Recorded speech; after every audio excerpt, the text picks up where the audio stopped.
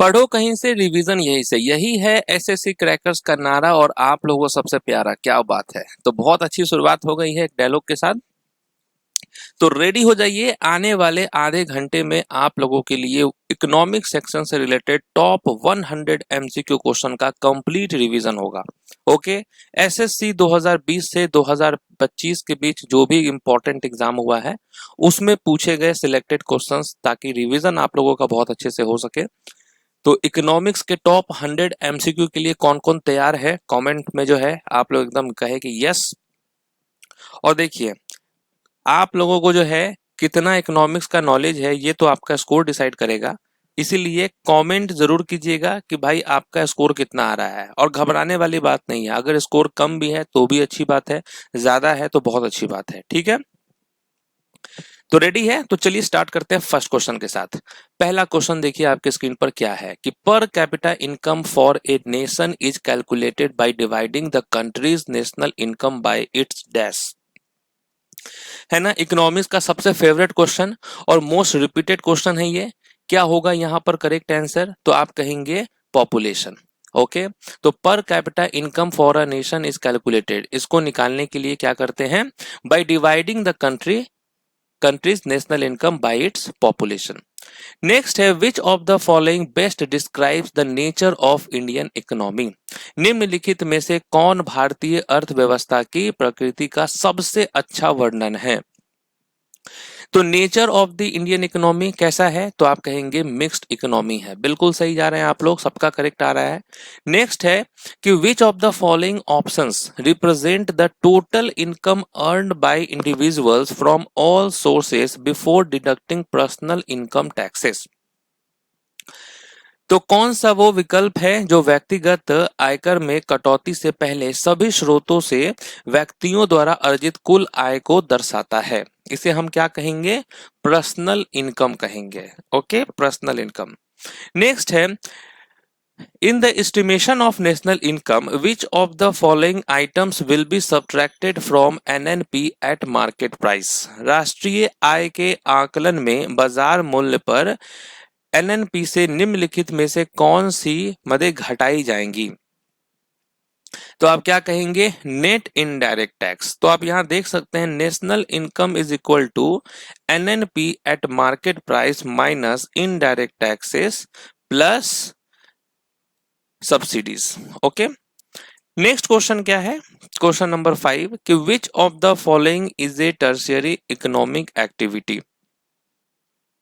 तो कौन सी तृतीयक आर्थिक गतिविधि है? कौन सी तृतीयक आर्थिक गतिविधि है? तो वो है ट्रेडिंग।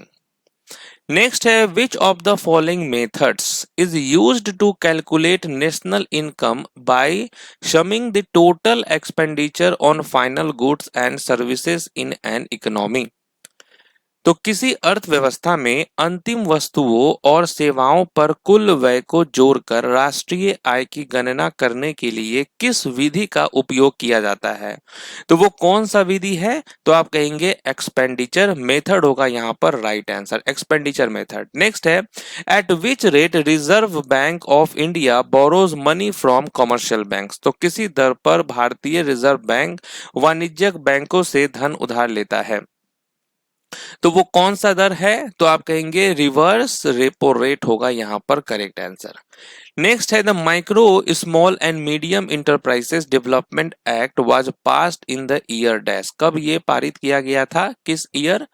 तो आप कहेंगे 2006 हो जाएगा यहाँ पर करेक्ट आंसर। नेक्स्ट है people involve in dash sector processes the primary material and convert them into final goods.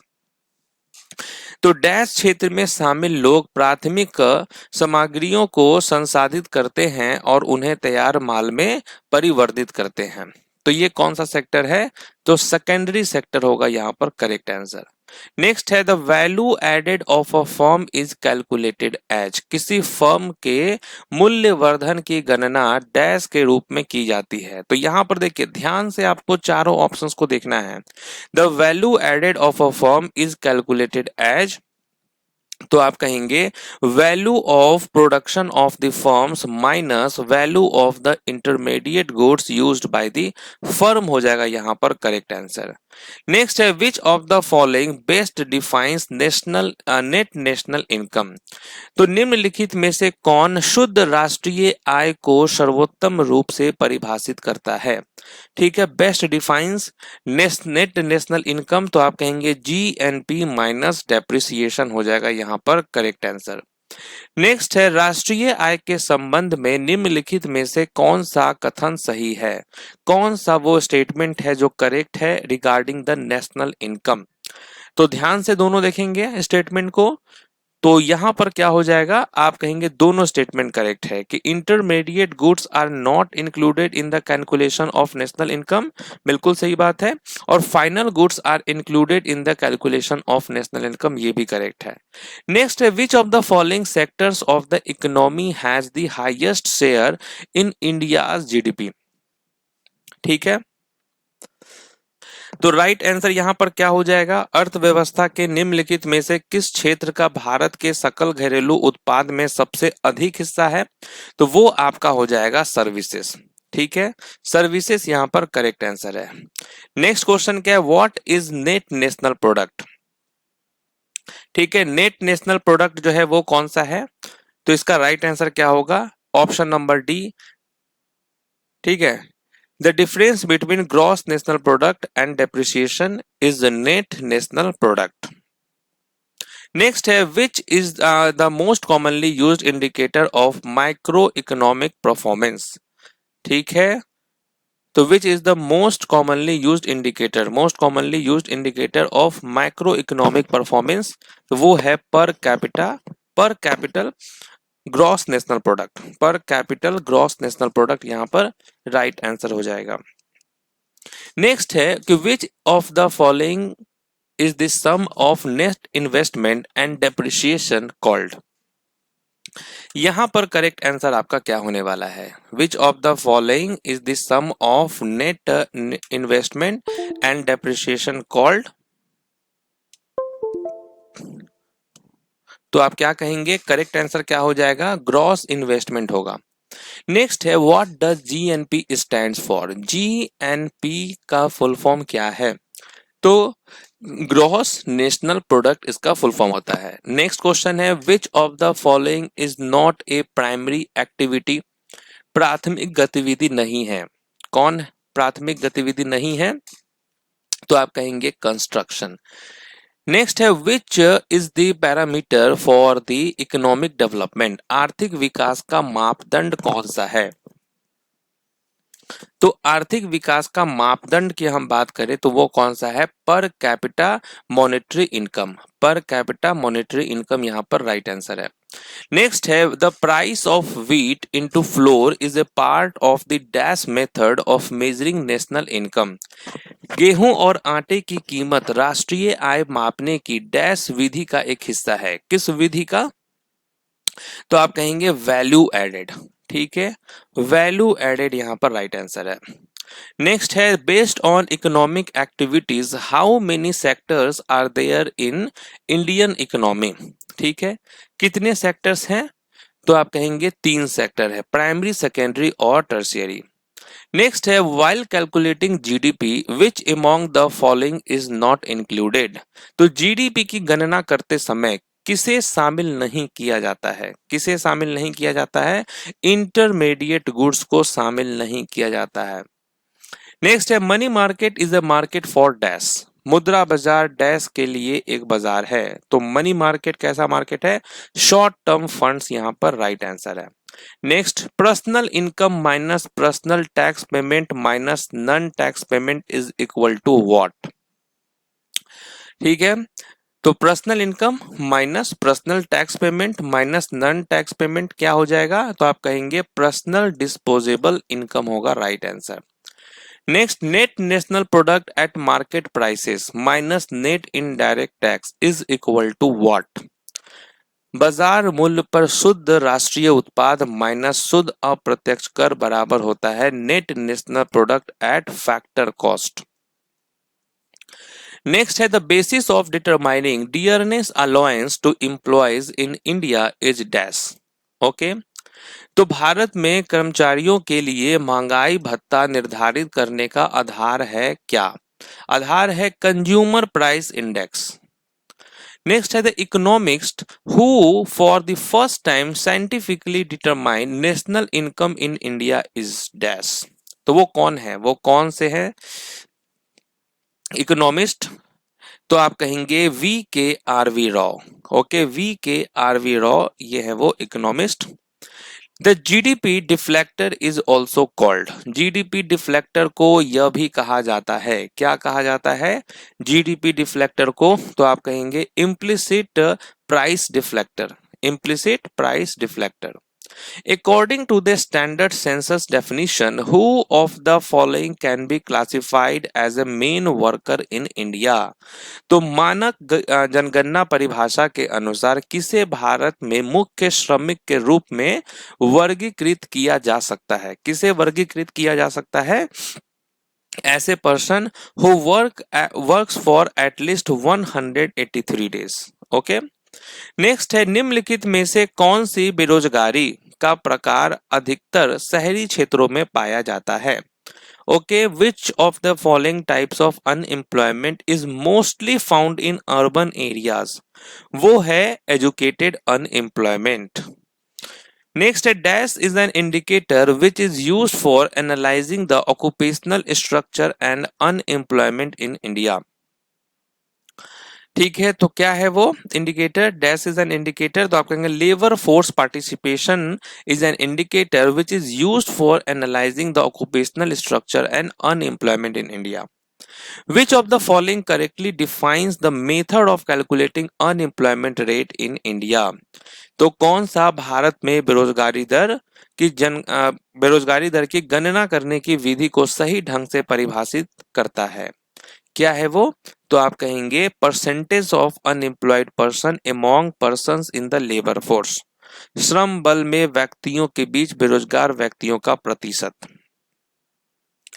Dadabhai Nauroji was the first person to discuss the concept of dash in pre-independence India. तो दादा भाई नेहरू जिनको grand old man of India भी कहा जाता है, वो स्वतंत्रता पूर्व भारत में डैश की अवधारणा पर चर्चा करने वाले पहले व्यक्ति थे। तो आप कहेंगे poverty line, concept of poverty line. Next है when workers move from one job to another job is known as, जब एक कर्मचारी एक नौकरी से दूसरी नौकरी की ओर जाते हैं तो उसे क्या कहते हैं? उसे कहा जाता है फ्रिक्शनल अनएम्प्लॉयमेंट। समझ गए? Which of the following statement is correct regarding the demand curve? Okay, demand curve के संबंध में कौन सा कथन सही है? तो it is a graphical depiction of the demand function. It reveals the quantity demanded by the consumer at each price. आप क्या कहेंगे? दोनों स्टेटमेंट जो है वो करेक्ट है। Disguised unemployment in India is mainly related to, Bharat में छिपी हुई बेरोजगारी मुख्य रूप से किससे संबंधित है? वो है एग्रीकल्चर सेक्टर से संबंधित, कृषि क्षेत्र से। Final goods are divided into how many classes, अंतिम वस्तुओं को कितने वर्गों में बांटा गया है? फाइनल गुड्स को कितने वर्गों में बांटा गया है? तो आप कहेंगे कंजम्पशन गुड्स और capital goods. Okay, consumption goods और कैपिटल गुड्स। नेक्स्ट है which of these is the correct reason for a good to be identified as a final goods? तो इनमें से कौन सा कारण किसी वस्तु को अंतिम वस्तु के रूप में पहचाने जाने का सही कारण है? ओके, कौन सा कारण किसी वस्तु को अंतिम वस्तु के रूप में पहचाने जाने का सही कारण है? तो आप कहेंगे it is not processed further by a producer. Next है the transformation curve is also known as the, okay, transformation curve को जो है किस नाम से भी जाना जाता है? तो आप कहेंगे production possibility curve, production possibility curve. The demand for A commodity or service which is a consequence of the demand for something else is called dash।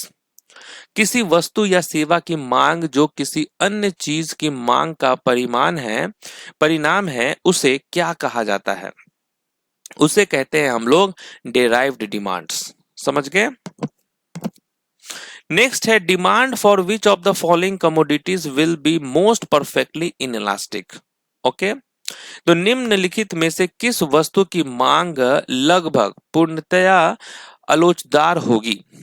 Okay, तो आप कहेंगे basic food grains. Basic food grains, the goods which people consume more when their price rises are called. वे वस्तुएं जिनका उपभोग लोग अधिक करते हैं जबकि उनकी कीमत बढ़ जाती है, क्या कहलाती है? आप कहेंगे गिफ्ट एंड गुड्स। नेक्स्ट है, in which of the following years was the new economic policy introduced in India. Bharat में नई आर्थिक नीति निम्नलिखित में से किस वर्ष शुरू की गई थी?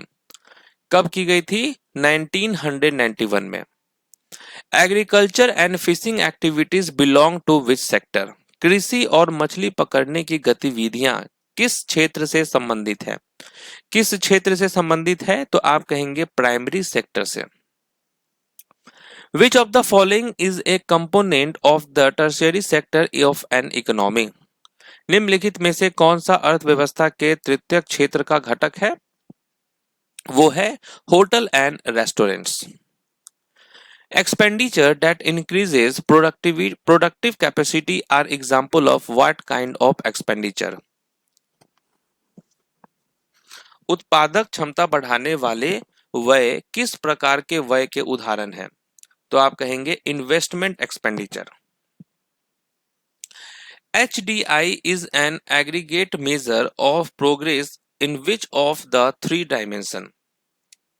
ओके, HDI तीन आयामों में से किसमें प्रगति का एक समग्र माप है? तो आप कहेंगे हेल्थ, एजुकेशन और income. Health, education, income. What does parallel economy means? समानांतर अर्थव्यवस्था का क्या मतलब है? क्या मतलब है? वो है ब्लैक मनी, काला धन। What is the meaning of take off stage in an economy? किसी अर्थव्यवस्था में टेक ऑफ स्टेज का क्या अर्थ है? मतलब stage of growth. A situation where the expenditure of the government exceeds its revenue is known as। ऐसी स्थिति जहां सरकार का व्यय उसके राजस्व से अधिक हो, उसे वो क्या कहलाती है? उसे हम कहते हैं डेफिसिट। ओके, घाटा। Backward bending supply curve belong to which market? पीछे की ओर झुकने वाला आपूर्ति वक्र किस बाजार से संबंधित है? ये संबंधित है labour. Okay, backward bending supply curve belong to which market? Labour. Which of the following is not a feature of monopolistic competition? कौन सी एकाधिकार प्रतियोगिता का विशेषता नहीं है? Not a feature of the monopolistic competition। तो आप क्या कहेंगे? राइट आंसर होगा product in the market is homogeneous. Commodity और product differentiation is found in which market? वस्तु या उत्पाद विभेदीकरण किस बाजार में पाया जाता है? वस्तु या उत्पाद विभेदीकरण किस बाजार में पाया जाता है? इम्परफेक्ट कंपटीशन मार्केट में। An economic condition when there is one buyer and many sellers is called as। एक आर्थिक स्थिति जब एक क्रेता हो और अनेक विक्रेता हो, उसे क्या कहते हैं? उसे कहा जाता है monopoly. Okay, monopoly. Which of the following is an indirect tax? निम्नलिखित में से कौन सा अप्रत्यक्ष कर है? इनडायरेक्ट टैक्स होता है आपका goods and service tax. Who among the following is not a part of the Indian Goods and Services Tax Council? निम्नलिखित में से कौन भारतीय वस्तु एवं सेवा कर परिषद का हिस्सा नहीं है? Not a part of। तो आप क्या कहेंगे? Lieutenant governor of union territories. Okay, तो कौन भारतीय वस्तु एवं सेवा कर परिषद का हिस्सा नहीं है? तो केंद्र शासित प्रदेशों के उपराज्यपाल। Dash are those items for which both goods and services tax and central excise tax will be levied in India। तो डैश वे वस्तुएं हैं जिन पर भारत में वस्तु एवं सेवा कर और केंद्रीय उत्पाद शुल्क दोनों लगाए जाएंगे। वो है आपका टोबैको एंड टोबैको प्रोडक्ट्स, तंबाकू और तंबाकू उत्पाद। विच of the following is an example of direct tax? निम्नलिखित में से कौन सा प्रत्यक्ष कर का उदाहरण है? प्रत्यक्ष कर का उदाहरण कौन सा है डायरेक्ट टैक्स का? तो आप कहेंगे income tax. Entertainment tax on cinema is paid by home? Cinema पर मनोरंजन कर किसके द्वारा लगाया जाता है? आप कहेंगे दर्शकों द्वारा, audience. In India which of the following taxes is levied by the state government? Bharat में राज्य सरकार द्वारा निम्नलिखित में से कौन सा कर लगाया जाता है? कौन सा कर लगाया जाता है? तो आप कहेंगे excise duty on liquor. Okay, शराब पर उत्पाद शुल्क। नेक्स्ट क्वेश्चन है which of the following sets of taxes belong to central government? निम्नलिखित में से कौन सा कर केंद्र सरकार के अधीन है, सेंट्रल गवर्नमेंट के अधीन है? कौन सा वो टैक्स है? तो आप कहेंगे excise duty, custom duty, income tax. Which of the following is the major state tax of India? निम्नलिखित में से कौन सा भारत का प्रमुख राज्य कर है? भारत का प्रमुख राज्य कर है वो है आपका stamp duty and registration. Which of the following on which excise duty can be levied? निम्नलिखित में से किस पर उत्पाद शुल्क लगाया जा सकता है? तो ये लगाया जा सकता है manufactured products. An economic condition when there is one buyer and many sellers is called? उसे हम कहते हैं monopoly. Who implements the monetary policy in India? भारत में मौद्रिक नीति का जो इम्प्लीमेंट है वो कौन करता है? वो करता है reserve Bank of India. Which of the following is the dynamic functions of money? निम्नलिखित में से कौन सा मुद्रा का गतिशील कार्य है? मुद्रा का गतिशील कार्य है आपका credit and liquidity on the basis of cash. Okay, which of the following is not commodity money? निम्नलिखित में से कौन सी वस्तु मुद्रा नहीं है, कमोडिटी मनी नहीं है? वो है आपका utensil. The central board of directors of reserve Bank of India is appointed for a term of how many years? भारतीय रिजर्व बैंक के केंद्रीय निदेशक मंडल की नियुक्ति डैश वर्ष की अवधि के लिए की जाती है? कितने वर्ष की अवधि के लिए? तो 4 ईयर्स हो जाएगा आपका। First regional rural bank established in India was dash? Bharat में स्थापित पहला क्षेत्रीय ग्रामीण बैंक कौन सा था? इसका क्या नाम है? तो आप कहेंगे Prathama Gramin bank. Micro credit और micro finance is a novel approach to bank with poor. It this approach bank credit is extended to poor through dash? तो माइक्रो क्रेडिट या माइक्रो फाइनेंस गरीबों के साथ बैंकिंग करने का एक नया तरीका है। इस दृष्टिकोण में बैंक ऋण डैश के माध्यम से गरीबों तक पहुंचाया जाता है। ठीक है, तो यहां बात हो रही है सेल्फ हेल्प ग्रुप्स की। Okay, which of the following is a major objective of micro finance institution in India? Bharat में माइक्रो फाइनेंस संस्थानों का मुख्य उद्देश्य निम्नलिखित में से कौन सा है? मुख्य उद्देश्य निम्नलिखित में से कौन सा है?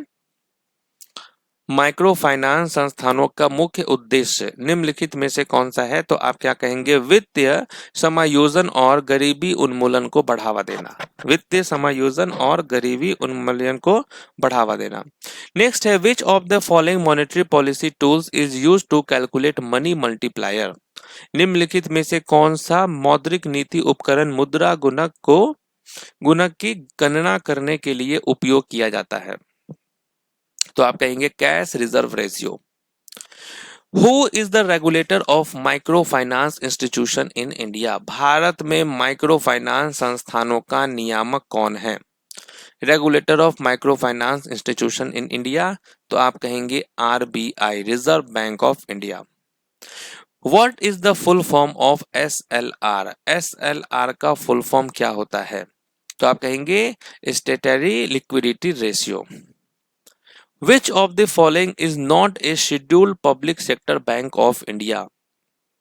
भारत का अनुसूचित सार्वजनिक क्षेत्र का बैंक नहीं है, तो वो कौन है? बंधन बैंक।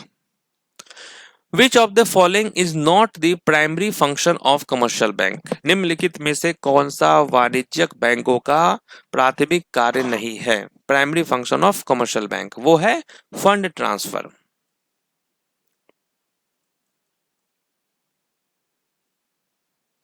नेक्स्ट है the net worth of any bank is equal to dash. किसी भी बैंक की कुल संपत्ति डैश के बराबर होती है। Net worth of any bank is equal to, तो आप कहेंगे funds plus depth minus liabilities.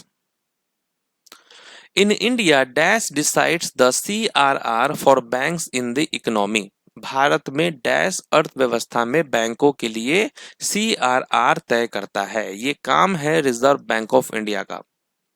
Which of the following is not a monetary policy tool of RBI? निम्नलिखित में से कौन RBI का मौद्रिक नीति उपकरण नहीं है? RBI का मौद्रिक नीति उपकरण नहीं है, इनमें से कौन सा है? Government spending. What is the meaning of reverse repo rate? Reverse repo rate का क्या मतलब है? किसे कहते हैं रिवर्स रेपो रेट? तो रिवर्स रेपो रेट कहा जाता है वह दर जिस पर RBI वाणिज्यिक बैंकों से उधार लेता है, ठीक है, और उधार देता है, उसे कहेंगे repo rate. An economic system combining private and state enterprise is called as dash. निजी और राज्य उद्यम के संयोजन में एक आर्थिक प्रणाली को डैश कहा जाता है। क्या कहा जाता है? तो आप क्या कहेंगे? मिक्स्ड इकोनॉमी कहा जाता है। Who gave the general equilibrium theory? सामान्य संतुलन का सिद्धांत किसने दिया था? सामान्य संतुलन का सिद्धांत किसने दिया था? तो आप कहेंगे लियोन वॉलरास ने दिया था। Okay, Leon Walras. नेक्स्ट है lowering the value of currency relative to a foreign reference currency is called dash. एक विदेशी संदर्भ मुद्रा के सापेक्ष मुद्रा के मूल्य को कम करने को क्या कहा जाता है? डिवैल्यूएशन। ओके, अवमूल्यन कहा जाता है। World economic outlook report is published by which of the following? कौन पब्लिश करता है ये? वर्ल्ड इकोनॉमिक आउटलुक रिपोर्ट को पब्लिश कौन करता है? तो आप क्या कहेंगे? IMF, world economic outlook report by the international monetary fund. Balance of trade is the difference between dash. व्यापार का संतुलन किसके मध्य का अंतर है? Balance of trade is the difference between, आप क्या कहेंगे? डिफरेंस होता है the balance of trade is the difference between A countries import and it's export for a given time period. Countries export and import. The demand for a normal goods decreases with dash in the consumer income. उपभोक्ताओं की आय में dash के साथ सामान्य वस्तुओं की कमी की मांग घटती है, ठीक है। The demand for a normal goods decreases with, क्या हो जाएगा? In economics normal goods are any goods for which demand increases when income increases which and falls under income decrease. तो यहां समझ में आपको आ रहा है कि डिमांड जो है नॉर्मल गुड्स का वो डिक्रीज करेगा जब कंज्यूमर का प्राइस, कंज्यूमर का जो इनकम है वो भी डिक्रीज करेगा। ओके, और जब इंक्रीज करेगा तो कंज्यूमर का प्राइस भी इंक्रीज करेगा तब। तो यहाँ राइट आंसर क्या होगा? डिक्रीज हो रहा है तो डिक्रीज होगा correct answer. Courier service comes under which sector? Courier service जो है, कोरियर सेवा किस क्षेत्र के अंतर्गत आता है? तो ये आता है आपका टर्शियरी सेक्टर में। ओके, नेक्स्ट है what is the full form of FDI? FDI का फुल फॉर्म क्या होता है? तो आप कहेंगे foreign direct investment. Banking comes under which of the following sector? Banking निम्नलिखित में से किस क्षेत्र के अंतर्गत आता है? तो आप क्या कहेंगे? राइट आंसर क्या होगा? Services sector also known as tertiary sector, यानी कि यहाँ टर्शियरी सेक्टर आएगा। Planning commission was constituted in India in which year? भारत में किस वर्ष में प्लानिंग आयोग का गठन किया गया था? तो 1950 में किया गया था। विच 5-year plan had a motive of faster more inclusive and sustainable growth? किस पंचवर्षीय योजना का लक्ष्य था तीव्र, अधिक समावेशी और सतत विकास? तो ये आपका 12th 5-year प्लान का था। Okay. Demand curve will shift forward when dash. Demand curve जो है यानी मांग वक्र को आगे अग्रसित कब किया जाता है? जब आप क्या कहेंगे, यहाँ पर राइट आंसर क्या होगा? जब price of complementary goods fall. Okay, तो यहाँ पर राइट आंसर क्या होगा? Price of complementary goods fall, तब ये इधर करेगा। Demand curve will shift forward when price of complementary goods fall. Who is regarded as the father of modern economics? Father of modern economics जो है ये किसे कहा जाता है? तो आप क्या कहेंगे? Father of modern economics Adam Smith को कहा जाता है। नेक्स्ट क्वेश्चन क्या है कि what is the usual shape for an average fixed cost curve? औसत स्थिर लागत वक्र का सामान्य आकार क्या है? सामान्य आकार क्या है? Rectangular hyperbola. Next question, which of the following expenses is a part of fixed cost in production of surgical garments? Okay, तो सर्जिकल गारमेंट्स के उत्पादन में निम्नलिखित में से कौन सा व्यय स्थिर लागत का हिस्सा है? ये होगा workers salary. The concept of indifference curve is based on the law of dash. The concept of indifference curve is based on the law of diminishing marginal rate of substitution. Which of the following is not a variable cost for a firm? ठीक है, which of the following is not a variable cost for a firm? तो वो है आपका property taxes. What is the term used for pricing strategy in which a firm charges different consumers different prices for the same product? Okay, तो कौन सा term use होता है ये? तो आपका price discrimination. The sum of average variable cost and average fixed cost is known as. इसे हम कहते हैं एवरेज कॉस्ट। चलिए 99 100 क्वेश्चन गया। चलिए, तो यहां पर आपका इकोनॉमिक्स का क्लास कंप्लीट होता है। ओके, टोटल यहां पर 99 क्वेश्चन है। 100 क्वेश्चन होना था, एक क्वेश्चन पता नहीं कैसे स्किप हो गया कि सीधे यहाँ पर आ गया। Thank you so much. तो ये एक तरह से कोई बात नहीं है। तो एक क्वेश्चन आप मेरे तरफ से ले लीजिए, क्वेश्चन नंबर 100। क्वेश्चन नंबर 100 ये है कि अभी प्रेजेंट में सीआरआर कितना है। ठीक है, क्वेश्चन नंबर 100 आपको कमेंट करना है कि प्रेजेंट में सीआरआर रेट कितना है, कैश रिजर्व रेशियो का परसेंट अभी कितना चल रहा है, रिवर्स रेपो रेट कितना चल रहा है, ओके रेपो रेट क्या चल रहा है, ये सब कितना है, ये है क्वेश्चन नंबर 100 और ये कमेंट करना है। बाकी देखिए क्लास आपका कंप्लीट हो गया। इकोनॉमिक्स के लिए बहुत ज़्यादा डिमांड था, तो यहाँ पर हम आप लोगों के लिए सिलेक्टेड क्वेश्चंस पूरा लेकर आए थे। बाकी देखिए एसएससी क्रैकर्स पे जो है, एसएससी क्रैकर्स का एप्लीकेशन पे सीजीएल के लिए 50 डेज का ये रिवीजन क्रैश कोर्स है, इसको जरूर आप ले लेंगे। तो मिलते हैं आपसे नेक्स्ट क्लास में, तब तक के लिए ऑल द बेस्ट।